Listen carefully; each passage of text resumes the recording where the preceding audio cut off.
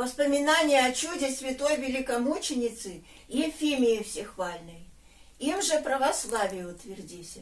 451 год. Святая великомученица Ефимия родилась и воспитывалась и увенчалась мученичеством в Халкидоне, Вифанском городе, который лежит при заливе Черного моря, против Царьграда, по другую сторону разделяющего их пролива Босфора Фракийского.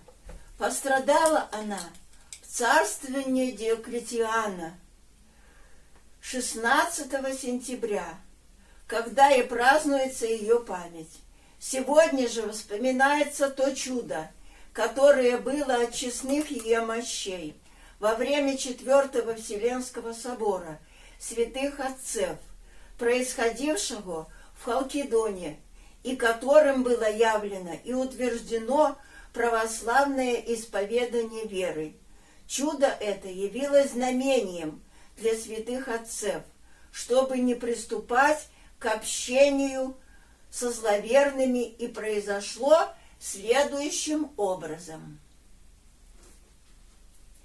Патриарх Александрийский Диоскор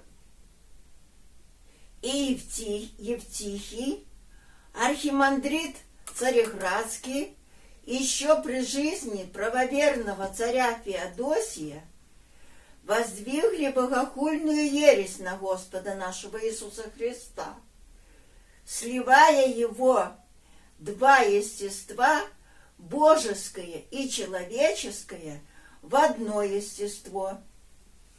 Они прельстили многих духовных и мирян своим зловерием, совратили в свою ересь многих знатных придворных и широко пользовались их вескою поддержкою. Когда собрался поместный собор в Ефесе, через несколько лет после бывшего там Вселенского Третьего, или лучше сказать разбойническое сборище это, на котором святейший Флавиан, патриарх Цареградский, исповедник благочестия, был убит единомышленниками Диоскора и Евтихия, тогда еще больше укрепилась та ересь и стала приниматься за правоверие. Истинная же вера, православная, стала отвергаться, как какое-нибудь зловерие. Нужно было собрать Четвертый Вселенский собор святых отцев для истребления этой ереси и для утверждения православной веры. В это время благочестивый царь Феодосий перешел из этой жизни ко Господу, а после него принял царство добродетельный и богоугодный Маркиан со святою Пульхерией. Эти ревнители правоверия, благочестия, видя, как ереси смущают церковь и какие царят в ней раздоры, повелели святым отцам со всей вселенной собраться в славный город Халкидон, дабы рассмотреть и обсудить здесь вопросы веры. Собрались святые отцы числом 630. В числе них святейший Анатолий, патриарх Цареградский, святейший Ювеналий, патриарх Иерусалимский, и посланники святейшего Льва, папы Римского. Присутствовали и зловерные во главе с Диоскором, патриархом Александрийским, Максимом Антиохийским, которому Диоскор доставил патриаршество вместо оставленного Домна, и другие, согласные с ними архиереи, и Евтихий со своими единомышленниками, так что набралось множество еретиков. Все вместе со святыми отцами собирались они на совещание в церковь святой великомученицы Ефимии, находившуюся в предместье города около Босфора. Это была престольная церковь Халкидонской митрополии, весьма просторная, могущая вместить в себе многое множество народа. В ней почивали и мощи этой великомученицы, от которых творились дивные и славные чудеса. Из них скажем хотя о некоторых. В день святой памяти ее, в которой она пострадала за Христа, каждый год текла из честных мощей ее кровь, как будто только вытекшая из ран. Ее собирали следующим образом. Гроб был большой, мраморный, покрытый мраморной доскою, а внутри его находился деревянный ковчег с мощами святой. В этом мраморном гробе в левой стороне было небольшое отверстие, в которое проходила рука и которое закрывалось накрепко, а в нужное время открывалось. Через него сам епископ по окончании всеношной перед святой литургией черпал ту кровь посредством губки, привязанной к длинной железной рукоятке. Он влагал туда сухую губку, вынимал оттуда ее полную крови и выжимал из губки кровь в особо приготовленный для этого сосуд. Народ при виде сего воссылал великую славу Богу и святой его мученице и помазывался той кровью на благословение и исцеление своих болезней. Эта кровь была весьма благоуханная, как будто бы смешана была с драгоценным миром. Но никакое мира на земле не могло сравниться с этим миром, с этим маслом. Эта кровь была несравненно выше всяких ароматов и исцеляла всякие болезни. И не только во время ежегодного празднования своего святая великомученица источала такую благоуханную миром и целебную кровь из честных своих мощей, но иногда и в другое время, особенно же, если святитель той церкви бывал угоден Богу своей добродетельной жизнью. Бывали и многие явления. Часто святая являлась молящимся ей с верою, или лежащим в болезни, или приходившим в церковь к ее гробу, или же находившимся в различных бедах и призывавших ее на помощь. Истекался народ с великою верою к ней на поклонение в Халкидон отовсюду, из всех городов, и в особенности поблизости из Царьграда. Там же, по повелению царскому, должен был собраться Вселенский собор святых отцев. Много было на том соборе у православных с еретиками рассуждений, прений и несогласий, так как зловерные никак не хотели согласиться с православным учением. Тогда святейший Анатолий, посоветовавшись с другими отцами, сказал еретикам: «Напишите на свитке исповедание вашей веры. Также и мы напишем свое исповедание. И оба свитка, запечатанные, положим в гроб на честные мощи святой великомученицы Ефимии. Будем поститься и соборно молиться Богу, чтобы Он через эту угодницу свою открыл нам, какое исповедание правильное». После этих слов святейшего Анатолия все одобрили его совет и написали 2 свитка. Правоверные свой, а зловерные свой. Запечатали своими печатями, открыли гроб святой, положили оба свитка у нее на груди, закрыли опять гроб, приложили царскую печать, приставили стражу, в 3 дня постились и молились. С наступлением 4-го дня пришел царь, и весь собор к честному гробу святой. И когда, сняв царскую печать, открыли гроб, то увидели, что свиток правоверных святая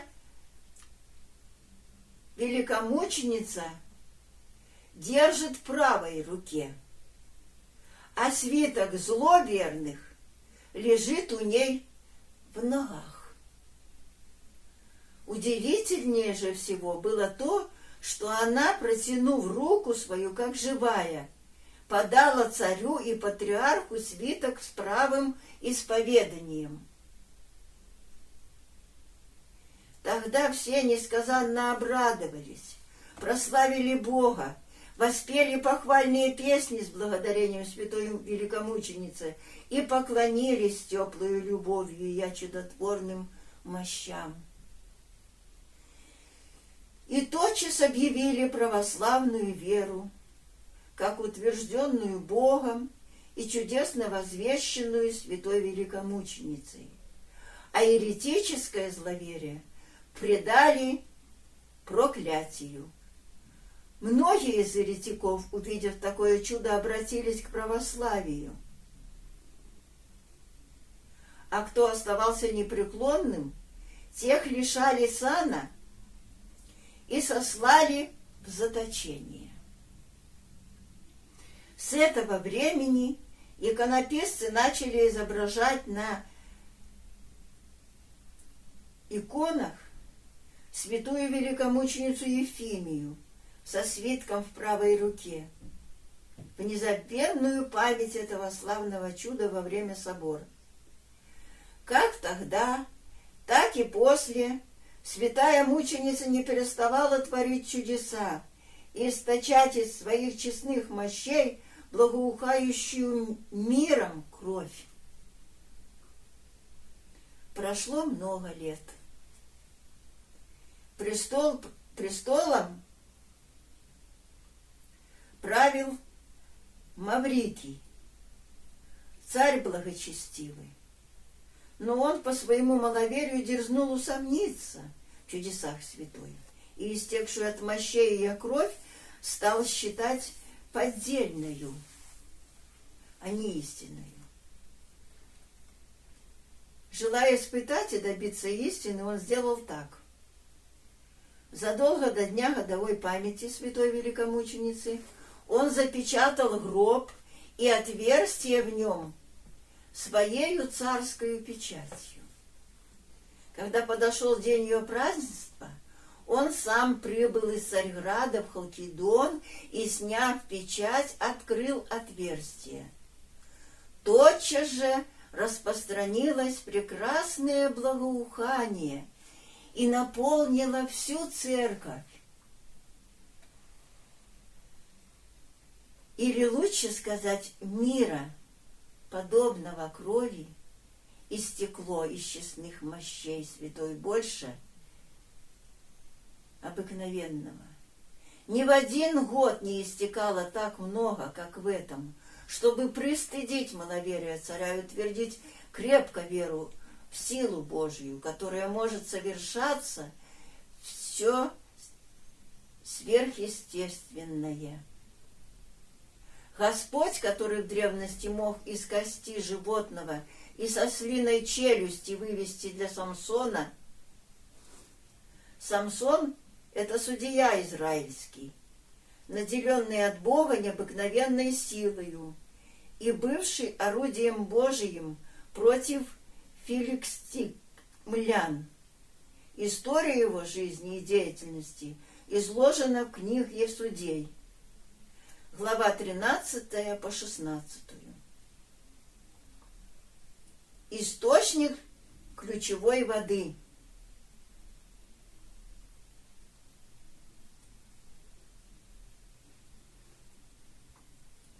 Разве не мог потом источить кровь и мира из нетленных мощей своей угодницы? Тогда царь, поняв свое прегрешение, раскаялся и с тех пор крепко верил в святую. Впоследствии в царствовании Ираклия попущением Божиим случилось нашествие персов на Финскую страну и на окрестности Халкидона. Так что все предместье по варварскому обычаю было опустошено. Неприятели вошли в церковь святой великомученицы и взяли все, что там нашли. Хотели открыть гроб святой, но никак не могли это сделать. И сколько ни трудились, ничего не добились. Не только верхняя мраморная доска оставалась неподвижной, но даже и малого отверстия в гробу нельзя было сделать. Тогда персы принесли множество дров и хворосту, обложили гроб, наложили на него целую гору горючего вещества и зажгли в надежде, что мрамор от сильного жара треснет. Однако и таким образом они ничего не добились. Все, что было наложено, сгорело дотла, а гроб святой остался нисколько не поврежденным. Такою дивную сделал Бог свою угодницу. По уходе персов царь совещался с патриархом о мощах святой великомученицы Ефимии, и решили они перенести их из Халкидона в Царьград, боясь вторично нашествия варваров на Халкидон. В Царьграде, близ ипподрома, построили церковь во имя святой, по подобию халкидонской, большую и прекрасную, перенесли в него с почестями святые мощи с каменным гробом. При них определили быть митрополиту Халкидонскому ради большей чести мощам. Гроб поставили в алтаре вместо божественного жертвенника, и совершалась на гробе бескровная жертва. Внутри же находились честные мощи великомученицы. От них в Царьграде совершались чудеса, как в Халкидоне. И кровь, благоухающая миром и целебная, источалась в обычное время. Прошло много лет. Много царей переменилось. Миновали Вселенские соборы святых отцов, 5-й и 6-й. Спустя еще после них долгое время воцарился и именем, и нравом зверь, царь Лев и Собрянин.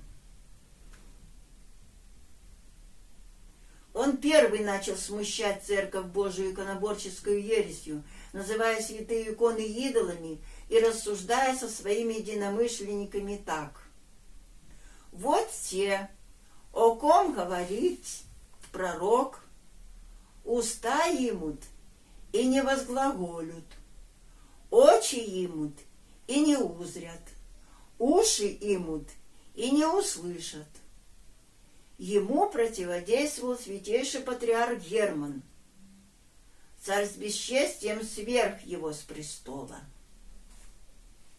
а на его место возвел еретика, своего единомышленника, таким же образом и других правоверных архиереев, противящихся его ереси, он с бесчестием отправлял в изгнание. Не только святые иконы, но и мощи святых хулил он, как пес необузданным языком, и уничижал их всячески. Видя и слыша о чудесах от честных мощей святой великомученицы, Он терзался в душе от зависти, но не осмеливался ничего дурного с ними сделать, боясь народного восстания и мятежа. Он выдумал такую коварную вещь. Он вошел ночью со своими единомышленниками тайно в церковь святой Ефимии и открыл гроб Ия, которого не могли открыть персы. Попустил Христос, Бог, рукам зловерных христиан коснуться честных мощей невесты своей, которая сохранил неприкосновенным от неверных язычников. Персы грешили в неведении, а христиане отважились на злодеяние, зная, что делали.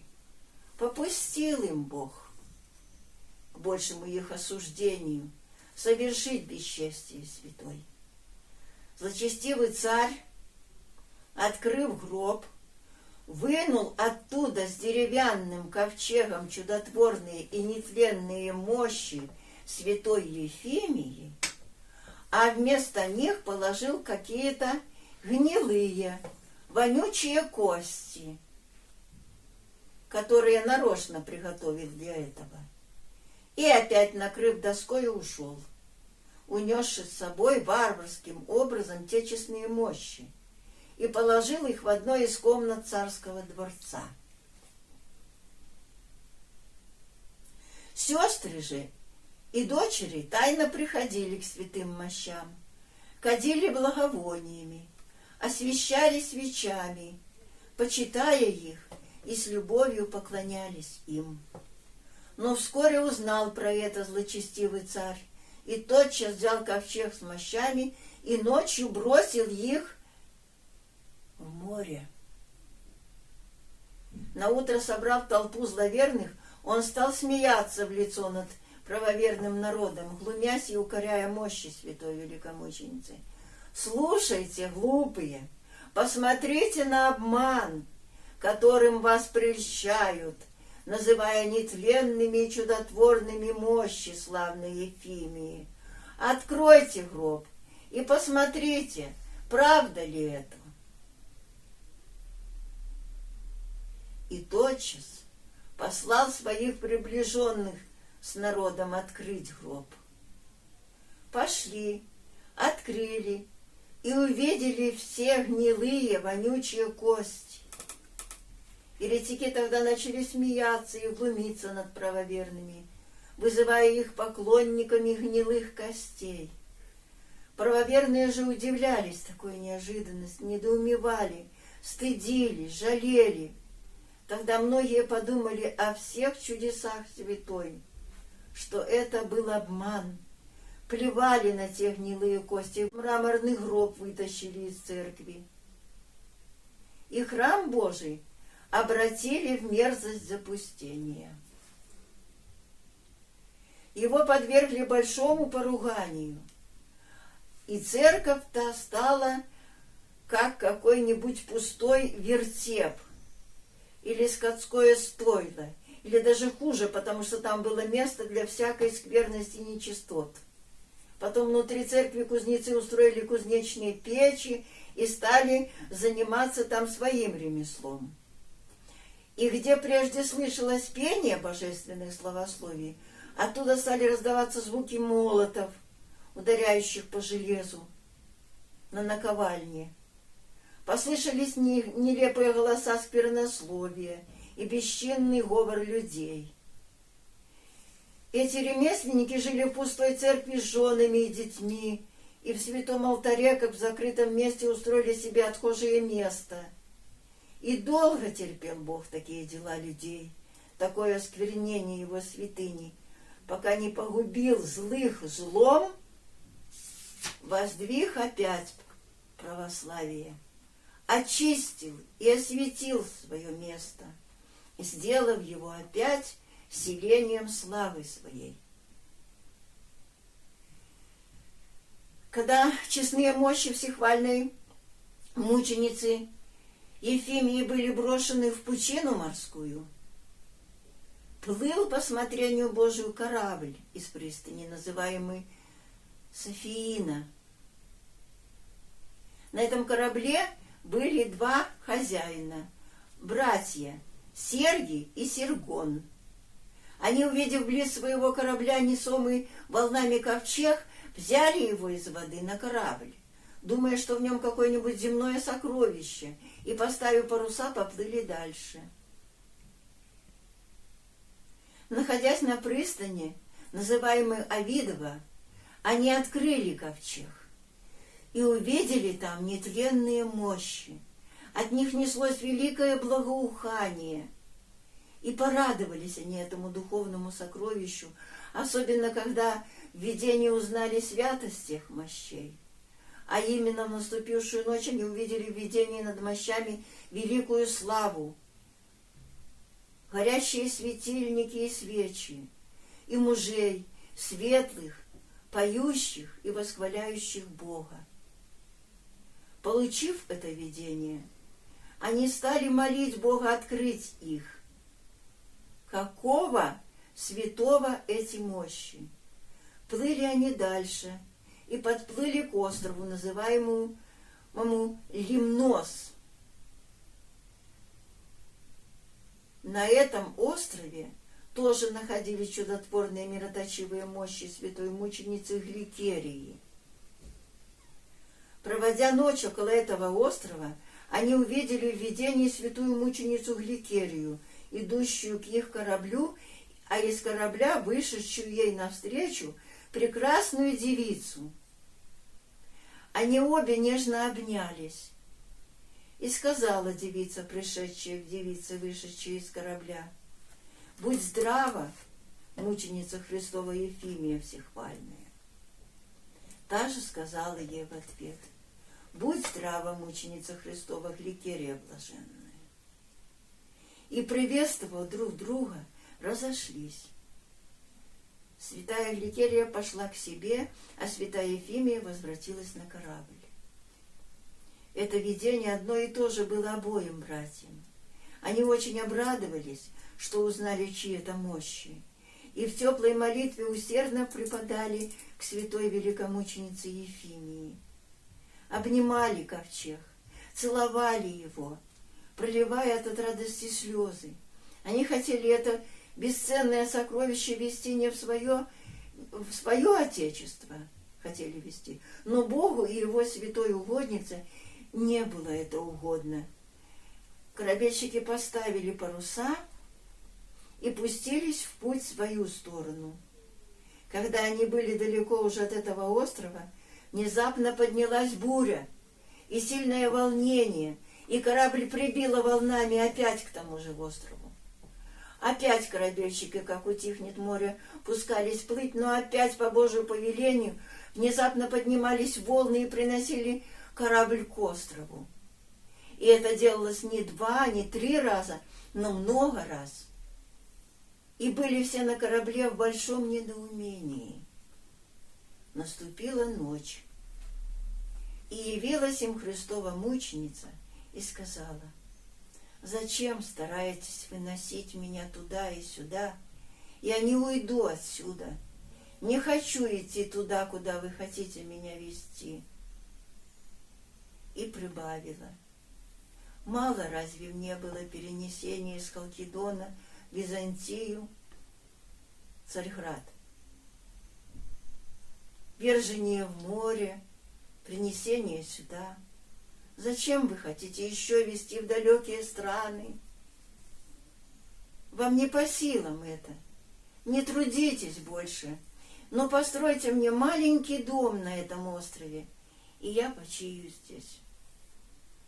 С этими словами она стала невидима.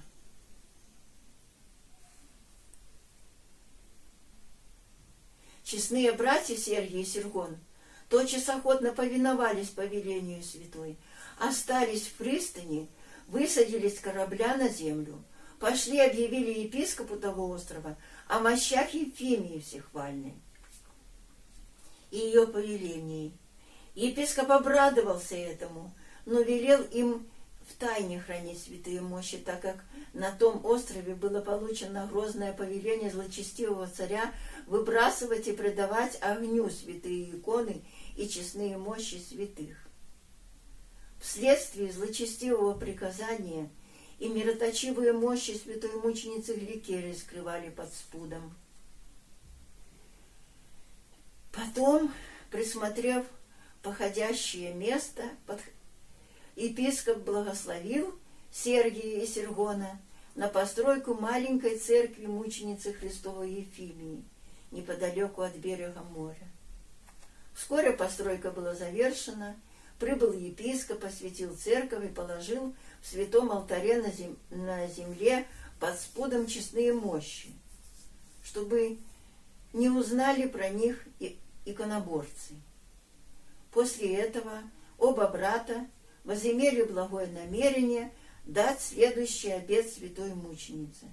«Не оставим, — сказали они, — тебя, святая великомученица Ефимия Всехвальная, и не отступим от твоих мощей честных, но здесь послужим тебе до конца нашей жизни». Дав такое обещание, они продали все товары, которые везли на корабле, отреклись от мира, стали жить при той церкви в посте и молитвах, и в скором времени, угодивши Богу, приставились в бессмертную жизнь по ходатайству святой прихвальной мученицы Ефимии, которой усердно послужили. Пред кончиной своей они положили на гробе святой мученицы каменную доску, чтобы не забылось вовсе место, хранящее в себе это пребогатое сокровище, и на доске написали так: «Мы, Сергий и Сергон, родные братья, плывя по Гелеспонту, Царьградскому морю, взяли из моря носимые волнами честные мощи похвальной святой Христовой мученицы Ефимии, и по повелению я положили их здесь». Впоследствии епископ того острова построил прекрасную церковь и хотел перенести в нее мощи святой Ефимии. Придя в ту маленькую церковь, которую построили братья, он совершил всеночные молитвы. Он задремал, и ему явилась святая со словами: «Не начинай того, что задумал делать, отче преподобный. Я не послушаю тебя в этом, но иди к сестре моей, святой мученице Гликерии, помолись ей, и я стану просить, и она позволит перенести себя в твою церковь. Меня же оставь почивать в этом месте, пока я не возвращусь назад к себе». Епископ проснулся в ужасе и не осмелился приступить к выполнению своего намерения.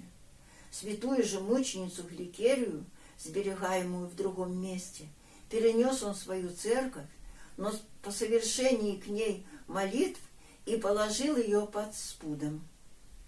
Так охранялись мощи святых от враждовавших против них злочестивых иконоборцев, хотя они находились и под спудом, однако правоверные собирались к ним и с честью справляли их празднества, бо теми угодницами Божьими подавалось исцеление всяких болезней.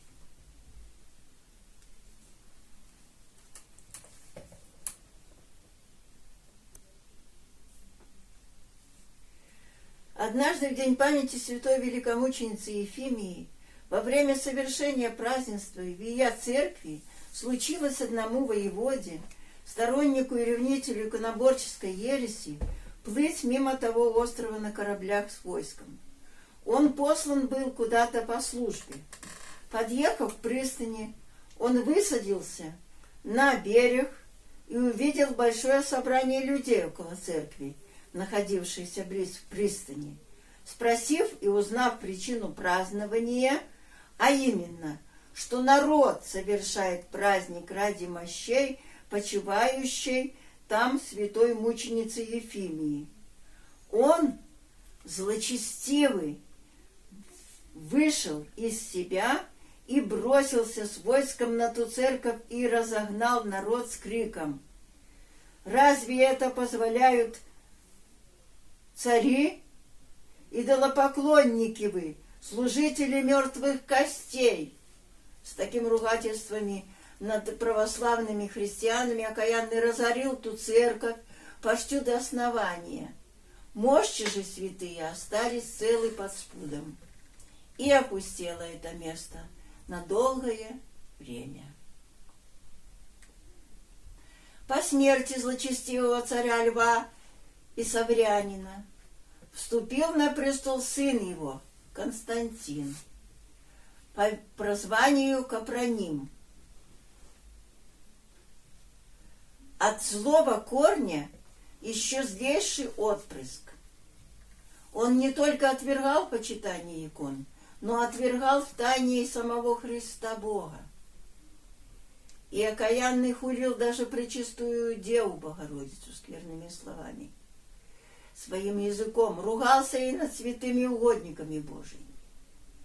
С юности он привык ко всему дурному, дурной жизни, научился волшебству и чародейству и беспощадно проливал человеческую кровь. Он превосходил жестокостью своего отца, много убил невинных и праведных людей, а иноков совсем изгнал из Царьграда. Царствовал же он долго, попущением Божьим за людские грехи, и, наделав бесчисленное количество зла, умер горькой смертью. После себя он оставил царство сыну Леону, который также был иконоборец, но не проявлял такой жестокости, как его отец и дед. По смерти же Леона воцарился сын его Константин с матерью Ириною. А это имя означает, Ирина, с греческого «мир». Она поистине принесла мир Церкви Христовой. В малолетство ее сына она одна управляла греческим царством и правила хорошо и богоугодно. Она исправляла все испорченные и разоренные царями иконоборцами церкви и возвращала изгонение святых отцов, изгнанных за почитание честных икон. Действительно, она была благочестива и боголюбива, мирна. Она созвала Седьмой Вселенский собор со святейшим патриархом Царьградским Тарасием. Во главе таким образом церквам святым было возвращено благолепие, иконы, и иконоборческая ересь предана проклятию святыми отцами. Тогда эта церковь святой великомученицы Ефимии в Царьграде, близ ипподрома, о которой говорилось выше, и которая была опустошена Львом и Саврянином, была восстановлена благоверную царицей Ириною. Она велела очистить церковь от нечистот и исправить все разоренное, украсила ее всяческими благолепными иконами, снабдила священными одеждами, драгоценными сосудами. Освящена была церковь, и стали совершаться в ней опять, как прежде, божественные службы. И митрополит Халкидонский опять стал жить при ней. Христолюбивая царица Ирина усердно старалась разыскать мощи всехвальной мученицы Ефимии. С тех пор, как Левыска и Саврянин тайно похитил святые мощи и бросил их в море, пронесся среди православных слух об этом тайном злодеянии царя. И рассказывали, что святые мощи где-то нашлись и сберегаются верующими. Царица и старалась узнать, где он. Господь же, исполняющий желания боящихся Его, дал знать царице о честных мощах святой мученицы следующим образом. На том острове Лимнос, где мощи, как было сказано, хранились под спудом, жил один известный человек по имени Анастасий, саном Комит. Комитом назывались первоначальные спутники высшей чиновней особы из провинции, а позднее спутники императоров, поставляющие их преблаженнейшую свиту. Со временем Константина Великого это наименование стало титулом всех придворных и государственных чинов, хотя бы они не принадлежали к императорской свите.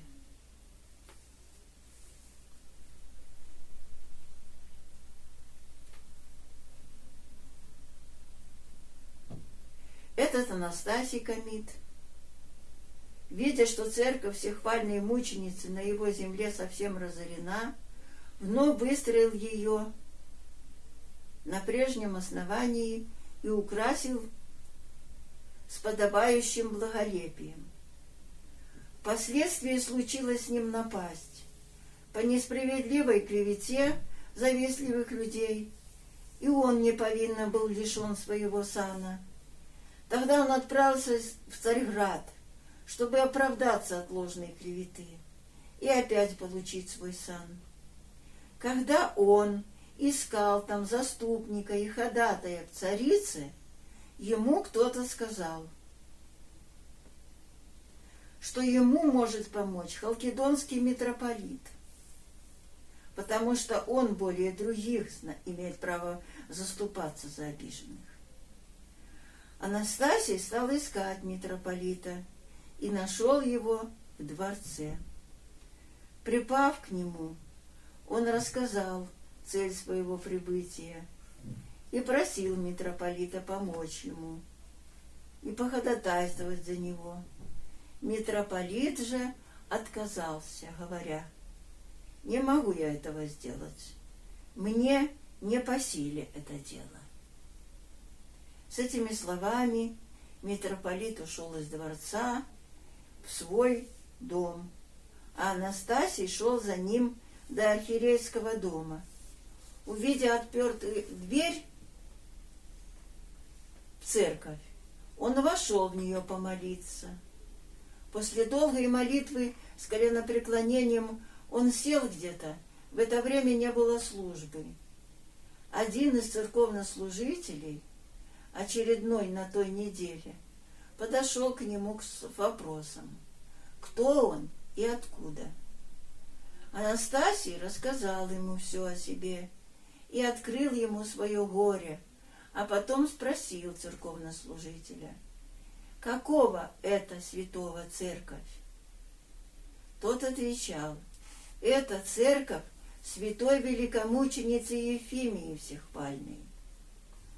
Как услышал это Анастасий, тотчас, прижимая руки к груди, с любовью воскликнул: «О, моя святая Ефимия!» «Почему ты называешь ее святою своею?»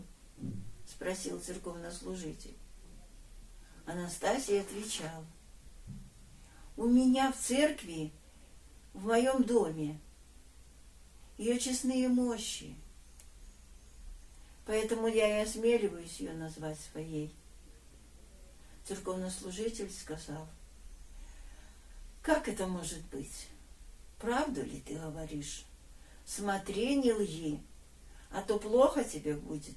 Ведь царица очень старается разыскать мощи святой Ефимии, и митрополиту повелела молиться Богу о том, чтобы он открыл, Бог, где находятся честные мощи его мученицы». Анастасий сказал: «Поверь мне, честный человек, у меня мощи Ефимии Всехвальной, которая была в Халкидоне». Услышав это, церковнослужитель попросил его немного подождать там, а сам, радостный, поспешил объявить об этом митрополиту, преподобному Андрею.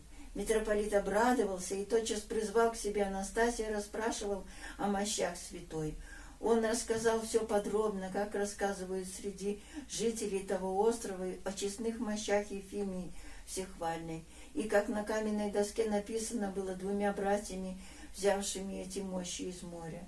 Преподобный митрополит отправился тотчас к святейшему патриарху Тарасию и рассказал ему об этом. И святой тот, патриарх с митрополитом, пошел к царю и его матери, взявшие Анастасия с собою, и рассказали ей о честных мощах мученицы Христовой. Все радовались и благодарили Бога. Анастасий же щедро был одарен и получил снова свой прежний сан.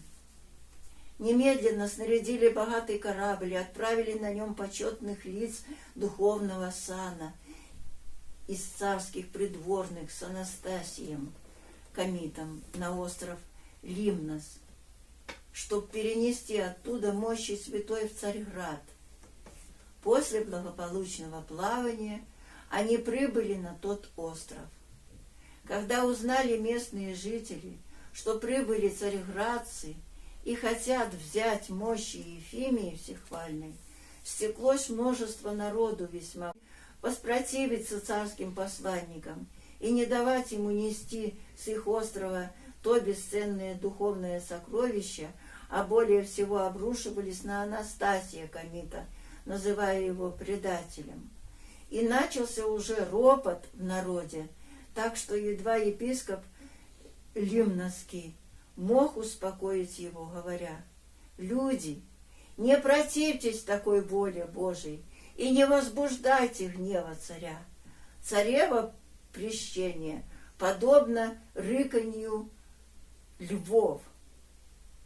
Когда умолк народный ропот, открыли гроб святой и вынули из-под земли честные мощи невесты Христовой, как прекрасный цветок, и наполнился воздух благоуханием, и понесли мощи на корабль при пении псалмов со свечами и кадилами.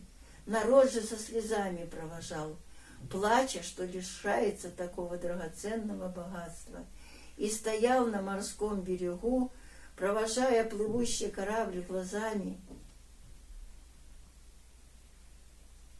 пока не скрылся из виду корабль. Когда корабль прибыл в Константинополь, вышел весь город с царем и его матерью и святейшим патриархом навстречу честным мощам мученицы Христовой, и приняли их с радостью и торжеством, понесли с честью в церковь, откуда он, когда то было тайно похищенный еретиками, и положили на том месте и в том же каменном гробе, где они лежали прежде. Так святая мученица Ефимия Всехвальная опять оказалась на своем честном месте в Царьграде, и славили за ее чудеса Бога, прославляемого во святых Его, которому и от нас посылается честь и слава ныне и в бесконечные веки. Аминь. Святая великомученица Ефимия Всехвальная, моли Бога о нас,